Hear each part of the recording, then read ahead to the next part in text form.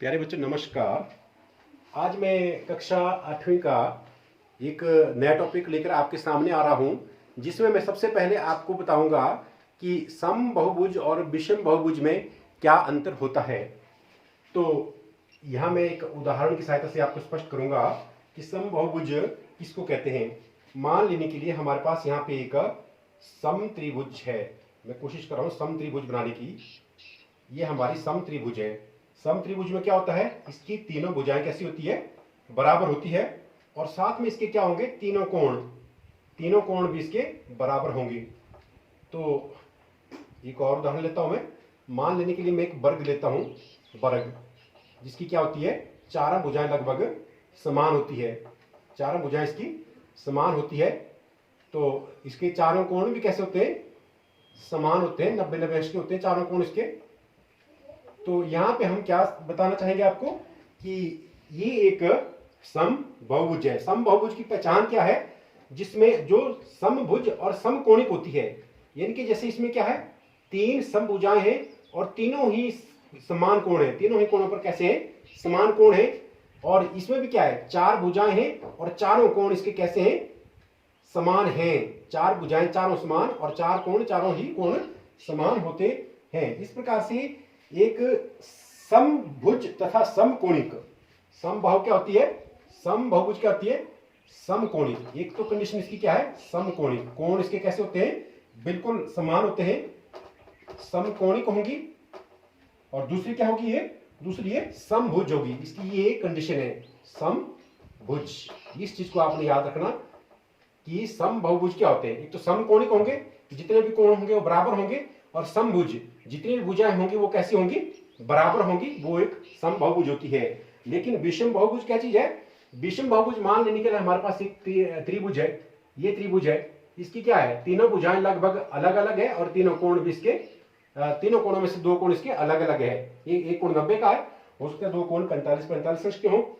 या हमारे पास जैसे एक आयत भी होती है, आयत में क्या है, आयत में इसके चारों कोण 90 अंश के तो होते हैं, ये तो ठीक है, चारों कोण इसके 90 अंश के हैं, परंतु इसकी ये दो भुजाएं बराबर है और ये दो भुजाएं बराबर है, यानी कि चारों भुजाएं इसकी बराबर नहीं होती है। तो इसलिए विषम बहुभुज में क्या है, ना तो कोण समान होते हैं और ना भुजाएं बराबर होती है।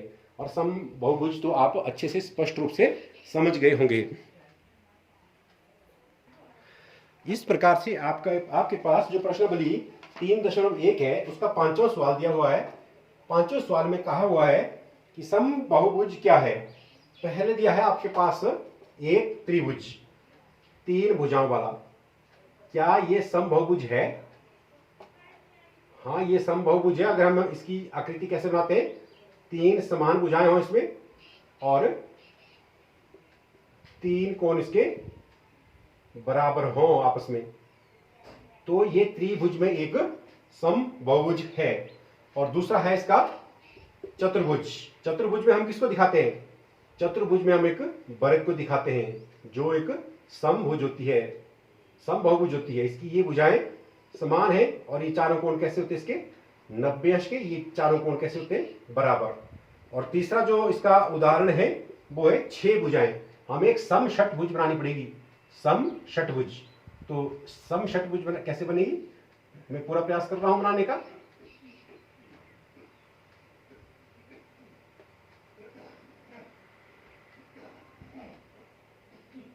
हो सकता है ये बन गई हमारी सम षटभुज। तो इसकी 6 की 6 भुजाएं कैसी है, बराबर है, और 6 के 6 एंगल कैसे इसके, ये भी बराबर है। ये सम बहुभुज का एक उदाहरण हो गया। ये आपका प्रश्न नंबर 5 आपसे पूछा गया था कि 3 भुजाओं, 4 भुजाओं और 6 भुजाओं में आप बहुभुज बनाएं और कैसे होते हैं वो। इस प्रकार से 3 भुजाओं में बहुभुज, 4 भुजाओं में बहुभुज और 6 भुजाओं में हमारे पास षटभुज बन गया है। इसी प्रकार से प्रश्न नंबर 6 पूछा गया है कि अगर हमारे पास इस प्रकार की एक चतुर्भुज दी हो या बहुभुज दी हो, तो उसमें x का मान ज्ञात करें। तीन कोण हमारे पास दिए हैं, एक कोण 50 अंश है, दूसरा 110 अंश है, तीसरा 120 अंश है।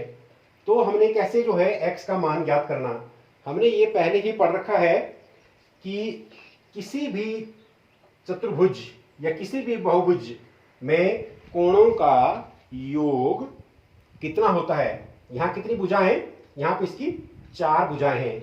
तो हम लिखेंगे दी गई बहुभुज, दी गई बहुभुज में कोणों का योग, कोणों का योग। चतुर्भुज है तो चतुर्भुज में कोणों का योग कितना होगा, 4 माइनस 2 इंटू 180 अंश, यानी कि 2 गुणा 180 डिग्री, ये बराबर है 360 डिग्री। ये हम पहले पढ़ चुके हैं। जितनी भुजाएं होती है उसमें से 2 घटाना है और 180 से उसको गुणा करना है। एक बार फिर सुन लीजिए, चाहे कितने भी भुजाओं वाली बहुभुज क्यों ना हो, जितनी भी उसकी भुजाएं होंगी उन भुजाओं को लिखना है, उसमें से 2 माइनस करना है और फिर 180 से उसको गुणा करना है। उतना उस बहुभुज के अंदर के कोणों का योग होता है। यहां हमारे पास एक चतुर्भुज है तो 4 भुजाएं की, माइनस 2 किया, गुणा 180, तो यहां पे हमारे पास इस चतुर्भुज के चारों कोणों का योग कितना हो जाएगा, 360 डिग्री। अब हमारे पास जब चारों कोणों का योग 360 डिग्री है तो हम इन कोणों को लिख सकते हैं। सबसे पहले आप लिखिए x प्लस 50 डिग्री प्लस 110 अंश प्लस 120 अंश बराबर है 360 डिग्री। तो यहां से बिल्कुल क्लियर हो जाएगा, x प्लस इन सबको योग करेंगे कितना हो जाएगा, 0 2 3 और 8 1 2 280 डिग्री बराबर है 360 डिग्री। तो x का मान कितना आ गया हमारे पास, 360 अंश माइनस 280 अंश, तो ये कितना हो गया, बराबर है 0, 16 में से 8, तो इसका मतलब x कितने डिग्री आ गया हमारे पास, 80 डिग्री। तो इससे आपको स्पष्ट पता लग गया होगा कि हम किस प्रकार से किसी भी दी गई बहुभुज के कोणों का योग ज्ञात कर सकते हैं इस सूत्र के माध्यम से। तो इस प्रकार से आपको बच्चों ये समझ आ गया होगा। आप दूसरे प्रश्न भी इसकी सहायता से हल कर सकते हैं।